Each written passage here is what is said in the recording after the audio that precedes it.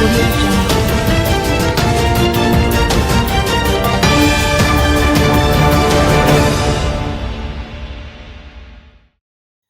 Cop dies 3 days after bike crash in St. Elizabeth.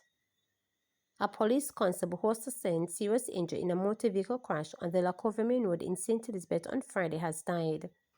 He has been identified as Constable Ezra Booth. A police source said the policeman succumbed on Monday at the Black River Hospital, 3 days after the crash. On Sunday, head of the St. Elizabeth Police Superintendent Courage Minto, in a video which Jamaica Constable Force social media platform, is to appeal to the public for the donation of blood for the policeman. He said Constable Booth was seriously injured during the crash on Friday. At about 10 p.m., Constable Ezra Booth was driving his private motorbike in an easterly direction along the Lacovia Main Road, heading to the direction of Santa Cruz. On reaching a section of the roadway, he lost control of the motorbike and crashed into a pole, stated Minto. He received several injuries and was taken to the Black River Hospital. Both legs are broken as well as he sustained other internal injuries to involve also his pelvis. He lost a lot of blood during this accident. Minto had also disclosed plans to transfer both to another medical facility on Sunday. JTA President urges government to recognize teacher compensation as critical pillar of national economic development and not just budget expense.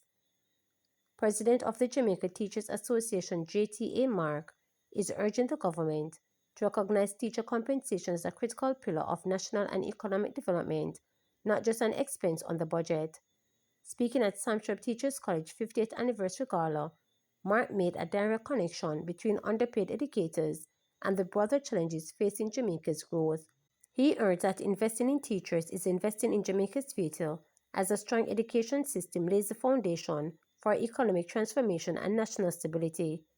He further criticized when he described as the government's habitual excuse of fiscal constraints when addressing issues in the education sector.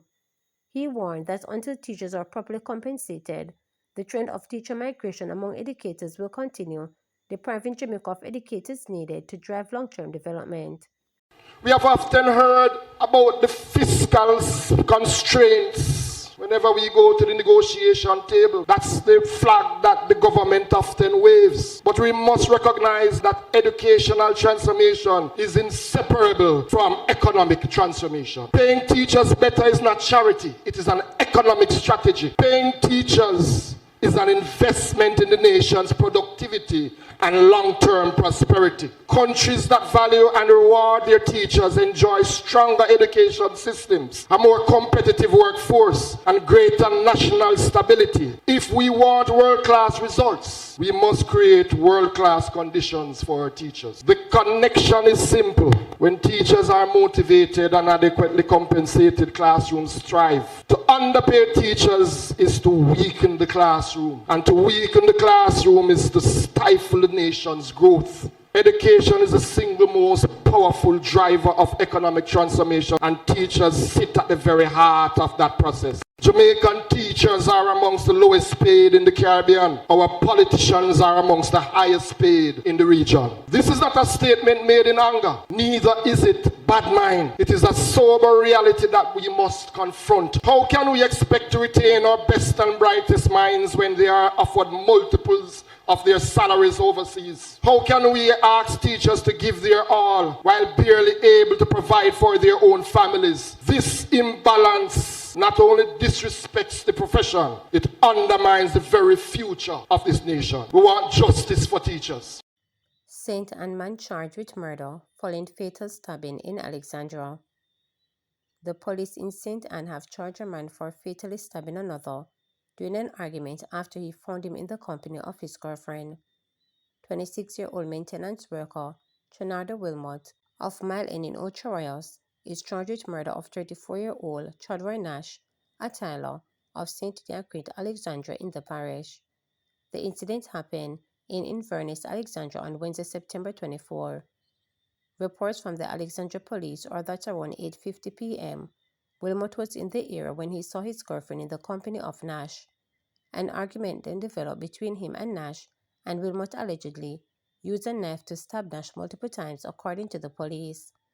The police were alerted and Nash was taken to hospital, where he was pronounced dead. Following the incident, an investigation was launched. Wilmot was subsequently arrested. He was charged on Friday, September 26. His court date has not yet been finalized. NAA undertakes damage assessment following heavy rain over the weekend.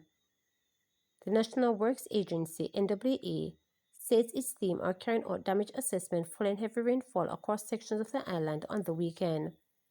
The rains were associated with a draft induced by Tropical Storm Imelda, who produced a large area of unstable weather conditions across Jamaica. NAA's Communication and Customer Service Manager Stephen Shaw said St. Thomas, Kingston, and St. Andrew and St. Catherine were impacted. He said impacted areas had fallen trees, broken drains, damaged roadways, among other issues. As it relates to estimated cost of damage, he said those assessments are also being done. Jamaica's Cyber Youth Empowerment Academy launched. 30 young Jamaicans, aged 18 to 24, have commenced a 6-month intensive cybersecurity training program at the newly launched Jamaica Cyber Youth Empowerment Academy. The Academy is a collaborative initiative involving the Office of the Prime Minister (OPM), the Ministry of National Security and Peace, and the Organization of American States (OAS), with funding support from the Government of Canada. Developed under the OAS Inter-American Committee Against Terrorism, Cyber Security Talent and Workforce Development Program, the Academy is the first of its kind in the Americas.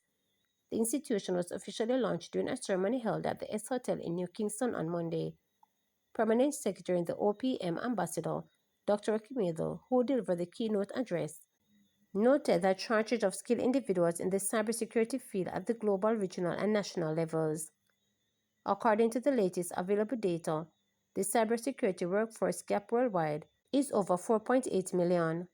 North America, our area, has a gap of just over 500,000 according to the recent report, he stated.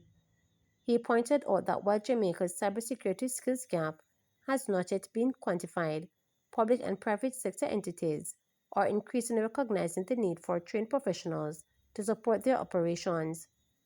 He further explained that despite the high demand of cybersecurity experts, a shortage persists driven by limited awareness of the field, rewarding career opportunity, outdated and lengthened training programs, misconceptions about complexity and accessibility, and the prohibitive cost of certifications.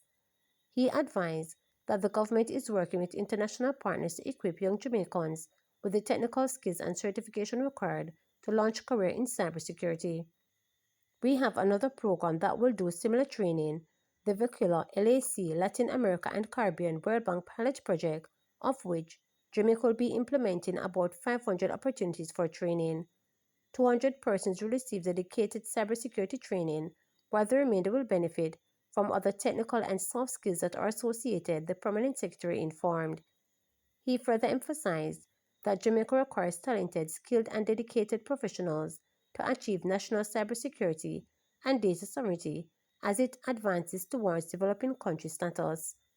In her remarks, Permanent Secretary in the Ministry of National Security and Peace, Ambassador Alison Stone, said the Academy's establishment signaled the government's unwavering commitment to positioning Jamaica at the forefront of regional efforts to cultivate skilled cybersecurity talent and strengthen national resilience.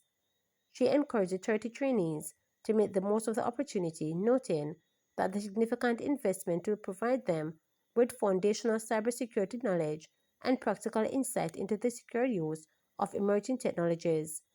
I look forward to witnessing the transformative impact this academy will have on our young people and our nation as a whole, Stonewolf added. To subscribe, like, share, and click the notification bell for daily updates.